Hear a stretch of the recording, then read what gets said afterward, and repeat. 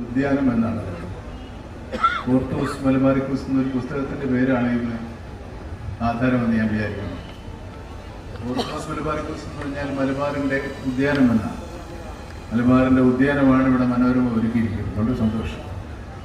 നമ്മുടെ ഉദ്യാനം എന്ന് പറയുമ്പോൾ ഏതുദ്യാനത്തിൽ ഒരുപാട് തരം പൂക്കളും ഒരുപാട് തരം ചെടികളും.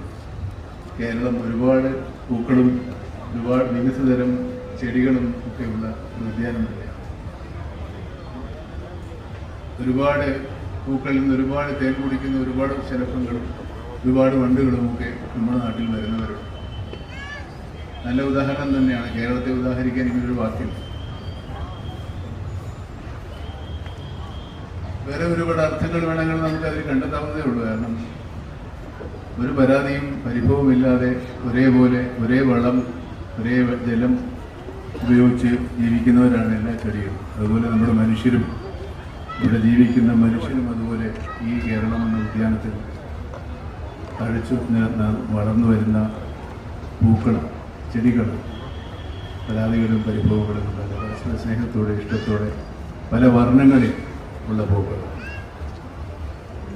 അത് എനിക്ക് അനുഭവവേദ്യമായത് ഞാൻ നേരത്തെ പറഞ്ഞത്, ഞാൻ ഇടക്കാലം ഒരു ശാരീരിക സ്വാസ്ഥ്യത്തിൻ്റെ പേരിൽ അവധിയെടുത്തപ്പോൾ അല്ലെങ്കിൽ വിശ്രമത്തിലായിരുന്നപ്പോൾ എനിക്ക് വേണ്ടി പ്രാർത്ഥിച്ചവരെ കുറിച്ച് ഓർക്കുമ്പോൾ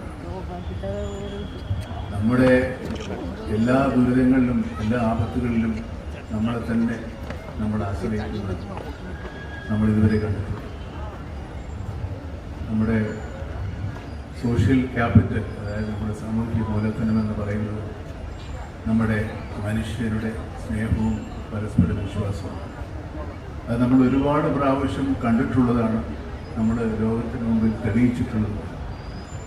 ആ അനുഭവം തന്നെയാണ് എനിക്കും ഉണ്ടായത്.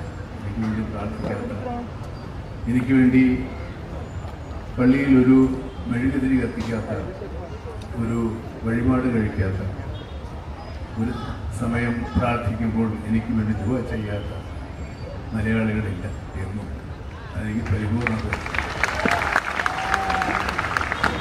അതുതന്നെയാണ് ഞാൻ നേരത്തെ പറഞ്ഞ നമ്മുടെ സോഷ്യൽ ക്യാപിറ്റൽ.